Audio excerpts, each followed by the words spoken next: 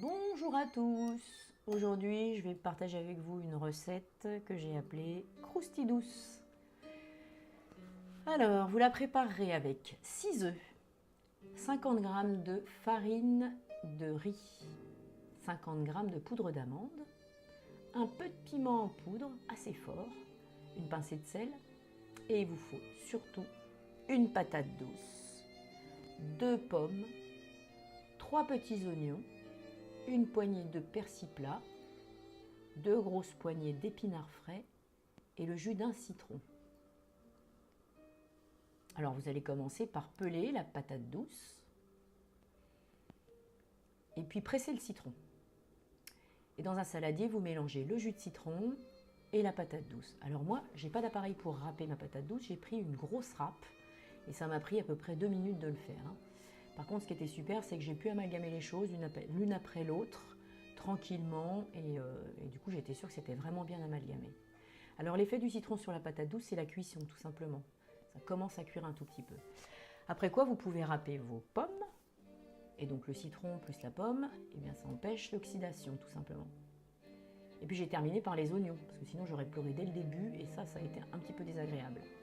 Et donc vous mélangez à chaque fois tous les ingrédients, on mélange proprement la patate douce, puis les pommes, puis les oignons. Ensuite, j'ai coupé assez grossièrement le persil plat avec une paire de ciseaux. J'ai mélangé, j'ai ajouté mes œufs, les bons œufs de poule bien frais. Et puis la poudre d'amande en pluie et le piment. Et alors le piment, grosse déception, en fait j'en ai mis qu'une cuillère et je pense que j'aurais pu aisément mettre 3 cuillères. Il n'était pas du tout passé mon petit piment parce que je l'enferme bien dans sa petite boîte, que c'est un excellent petit piment. Et en fait une cuillère ça ne suffisait pas du tout, on ne l'a pas vraiment senti. J'ai mélangé tout ça et puis j'ai ajouté mes épinards frais. Pareil, je les ai grossièrement coupés au ciseau directement dans la préparation. Tout mélangé et puis j'ai ajouté 6 cuillères d'huile d'olive. De nouveau on mélange, j'ai finalement débité grossièrement ma bûchette de chèvre, j'ai mélangé tout ça, ajouté 6 cuillères de gomasio, une grosse pincée de sel, et puis alors j'ai pris un emporte-pièce et j'ai essayé de faire des palets. Alors comme vous pouvez le voir, ils sont très très jolis, et si vous vous rapprochez un tout petit peu, vous pourrez voir aussi que ça dégouline, parce que j'avais pas mis de liant. Donc j'ai remis tout ça dans mon saladier et là j'ai ajouté ma farine.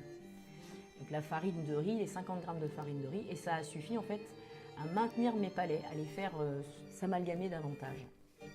J'ai bien graissé une poêle, alors suffisamment. Moi je partage toujours un petit peu d'huile de coco avec un petit peu d'huile d'olive. Et donc j'ai fait frire mes palais, alors à feu vif, recto verso. Et puis ensuite j'ai couvert pendant 2-3 minutes. Pour que ça finisse de cuire. Ça les a un tout petit peu desséchés et j'ai pu finir de les faire croustiller en enlevant le couvercle ensuite. Alors avec tout ça, on s'est régalé, ça a été très très simple. J'ai fait une petite salade d'endives, salade verte et mélangée avec un peu d'avocat. Et puis des petits palais tout chauds. Et alors on était 4 et on en a mangé pour 2 repas. Donc ça en fait une bonne quantité. Voilà. C'est super simple à faire. En gros, le plus long, c'est la cuisson. Et franchement, en une demi-heure de temps, on s'est régalé 2 jours. Ça vaut le coup, je crois. Voilà, j'espère que la recette vous a plu. J'espère surtout que vous allez réussir à la faire. J'espère que vous me mettrez des retours, surtout sur ce que vous avez ressenti en la mangeant ensuite. Et puis alors, si ça vous a plu, dites-le. Abonnez-vous à la chaîne en cliquant sur la petite flèche que vous allez voir en bas de l'écran. Ça vous permettra d'avoir des notifications à chaque fois que je vais poster une vidéo.